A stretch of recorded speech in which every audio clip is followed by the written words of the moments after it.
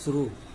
जालियांवाला बाग शीर्षक कविता जिसे सुभद्रा कुमारी चौहान ने लिखा है। यह कविता शोषण, गुलामी के विरुद्ध स्वतंत्रता सेनानियों के द्वारा अपने प्राणों की बलिदान देकर स्थापित की गई है, जिसमें भावपूर्ण कविता सुभद्रा कुमारी चौहान ने लिखा है।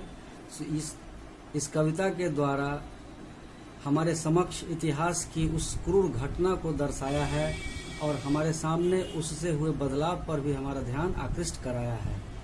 कैसे देश के वीर सपूतों ने मातृभूमि के रक्षार्थ स्वराज के लिए अपने प्राण को गंवाया और बलिदान दे दिया। अंग्रेजों के कुकृत्यों की पराकाष्ठा को हमारे समक्ष प्रस्तुत किया।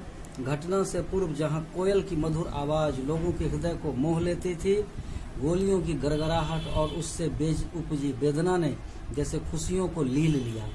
बसंत मास में जब सब खिला खिला होना चाहिए, किंतु रचयिता ने उस वतन से भी आग्रह किया है कि इस स्थान पर चिर निद्रा में सोए हुए सपूत हैं, उन्हें किसी तरह का खलल न हो, किसी तरह का शोर नहीं।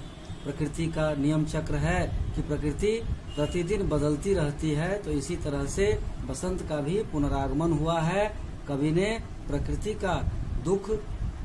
का हर दुख जीव के लिए वेदना जैसे सूख गए हैं, क्रूरता की ताप से झुलस गए हैं। बाग उद्यान अपनी सुंदरता का आकर्षण खो चुके हैं, फूल अपने पराग से वंचित हो गए हैं। कारण बलिदानियों का स्वाभिमान और रक्त मिट्टी में मिलकर अपना प्रभाव बिखेर रहे हैं। कवित्री ने कविता में बसंत के आगमन पर शोकाकुल परिवेश का चित्रण किया है। उन्होंने ऐसा कहा है, यह तो प्रकृति का चक्र है कि परिवर्तन मौसमों का जिसे अपना प्रभाव पृथ्वी पर दिखाना है, अतः सब कुछ प्राकृतिक हो, शोक स्थान है यह, यहाँ किसी तरह का शोर और पाखंड नहीं हो। ऐसा सुभद्रा कुमारी चौहान ने इस कविता में लिखा है।